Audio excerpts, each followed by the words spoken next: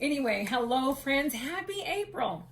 So this month my newsletter is all about stress. I'm talking a lot about that, stress management and circles, and that I just share a few of my favorite tips and really hopefully illustrate why it's so important to learn how to take good care of yourself to mitigate stress.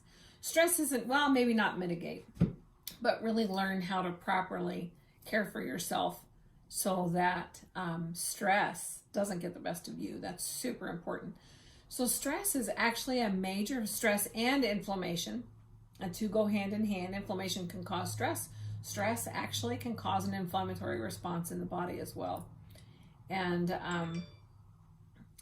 they're both big players in any disease process. As most of us probably are aware, a lot of the effects of stress. Stress can cause a chain of physiological responses and neurochemical responses in the body that are designed to help us survive. And anymore, we're not running away from a dinosaur. We're not fighting off an attacker most of the time, right? But those same chemicals with chronic and ongoing stress, in particular, situational stress can be fantastic, can help you perform better for an exam or in a performance or any kind of endeavor that requires you to up it a little bit, right? But usually there's an end to that and afterwards, right?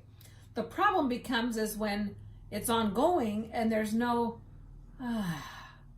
after that.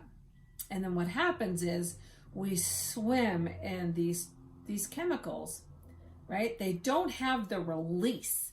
And that's one of the reasons why exercise is such an important way to help you properly manage stress and take the benefits of stress and leave behind the damaging components of stress. Exercise gives you a release, a physical release for those chemicals. Keep in mind, a lot of those chemicals, they're designed to put energy to your muscular cells, your muscles, so that you can fight or flee, right? So when we don't have that release, that part isn't going to come.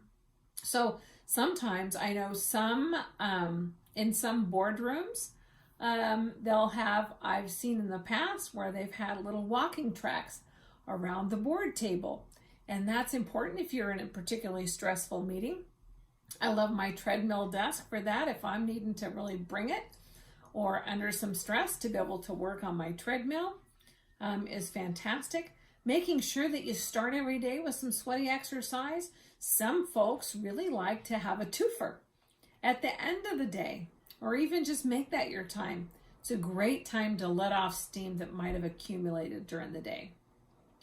Music is fantastic, probably because it gets me moving. Music is a great way to tap into energy and maybe even help with some of those aspects of stress that we have a hard time verbalizing. That's where like art and music can be really powerful in terms of letting go of some of the components of stress that are a little bit harder to talk about. Some of my other favorites that I shared in my newsletter, sleep is really important.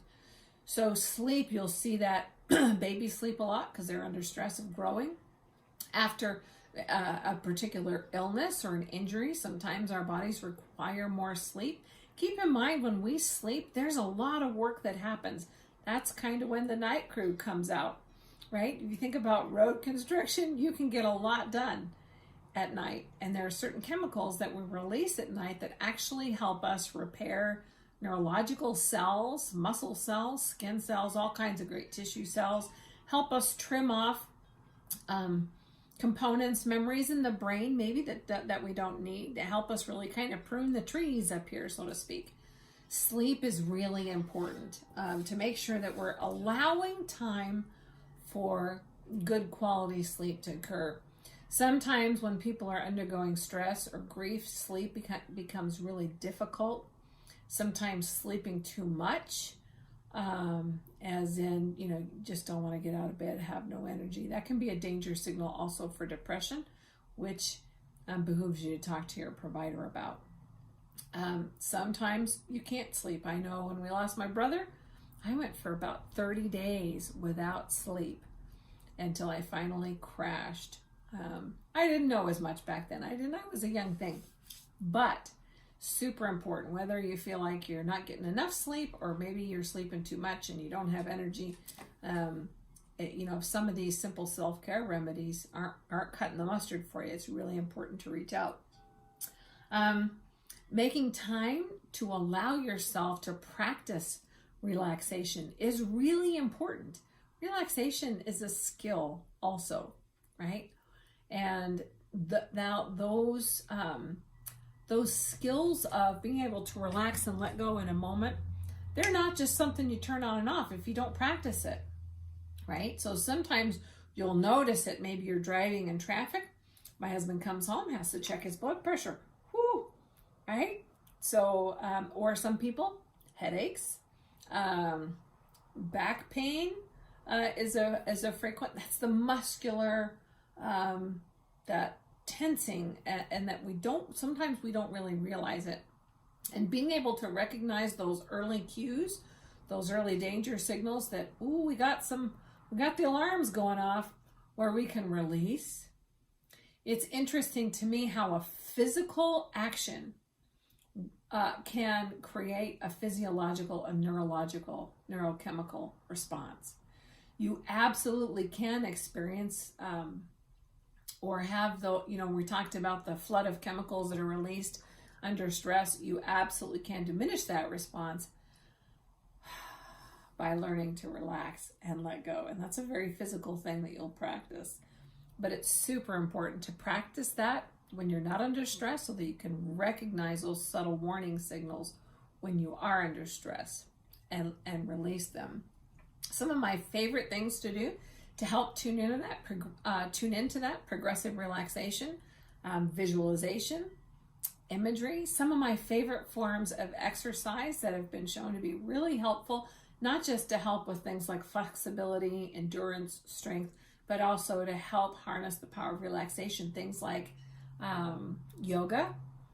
Matter of fact, as a nurse, some of the healthiest, most vibrant, older people, the elderly, have been yogis. That's what turned me on to yoga. I'm no dummy. I see somebody who's doing something right and getting a result that I think I want.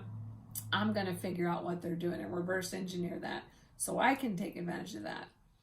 And yogis typically have a really good lifestyle in their older years. Qigong is one of my very favorite as a Reiki master and practitioner. I find that Qigong is helpful to help me tap into my inner energy and my outer energy. And I kind of incorporate the two, yoga and Qigong, at least 2 or 3 times a week, if not on a daily basis when I'm under a whole lot of stress. Anyway, I hope those tips help for you. And if you have questions, feel free, give me a shout. But please take some time this month to really consider where are the stressors in your life. Oh, that's one more tip I have for you, mind mapping. Mapping is a powerful tool. I've used it for decades. I teach it to most of my clients, actually, especially when stress is a factor, because sometimes when we're dealing with high stress kind of situations, sometimes it's so entangled and enmeshed that we can't really tell what's the matter. Just everything's wrong. Everything's on fire, right? Mind mapping, or mapping, is a technique that allows you to kind of step outside yourself, and it involves pen and paper. So you get out a pen and paper and just jot down the main prevailing feeling of discomfort that you're experiencing at the moment. So it might be stress or anxiety. Maybe my heart's racing. I'm anxious all the time. So I'm going to put that in this circle. I'm going to put anxiety, and in the center of my paper. And then I'm going to start making these spokes off from there. So I might draw a line, and I'm going to ask myself, okay, what are some of the stimuli? What are some of the factors that's playing into that anxiety? Well, I tell you, I'm anxious about Maybe I'm going to put off here, I'm anxious about my finances. Okay, if I was going to carry that out, what about my finances stresses me out? Well, maybe my husband lost his job, or I lost my job, or my hours were cut, or something like that. And then the next spoke out from there is going to say, okay, what can I do about it? And allow yourself to objectively brainstorm. I could look for a different job. I could learn how to excel in my job. I could do, anyway, just start brainstorming and listing those things out. Some things you might take them out to a point where you say, okay, is this in my control? Can I do anything about it? And the answer is no. Right? It might be no, I really can't. Now keep in mind, I don't want you to get caught up in the how can I do that, right? Because sometimes what we need to focus on the what. When we're clear on the what, the how it pops up. And I'll talk more about that in a little bit. So don't put any girdles on your brain in this part. You're just going to ask yourself, is this something in my control or not? What can I do about it? If it's something that's completely out of your control, gosh, I had a girlfriend, her house burned down, lost my house, right?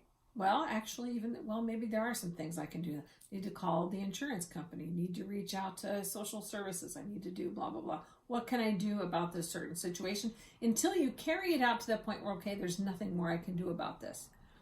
And that's where a really important concept comes into play. Once you diagram that out to the point that really there's nothing more you can do, that's where we have to release it and let go of it, right? To spend a lot of time and energy and thought and worry into things that we have no control over is just going to put a hole in your stomach. It's not going to do you a dang bit of good. It's like you might as well stand in the wind and spit, right? It's not going to do you any good. But somehow writing that out really enables you to say, okay, I need to let that go. I don't know how I'm going to do that, but I need to let that go. And really, the beauty of this kind of tool is that it lets you pick out, well, you know what? I can do this, this, and this, and so. And if I can take some of that wasted energy that I'm putting in on here or something I don't have any control over, and instead I'm going to take that energy and I'm going to put it here, holy cow. You can totally change the game in any circumstance when you quit spending time on futile efforts and you put that energy into something that's going to move the needle. And it's a huge game changer. I've seen that totally turn things around for people in terms of their health, their finances, their relationship, everything. It's a huge game changer.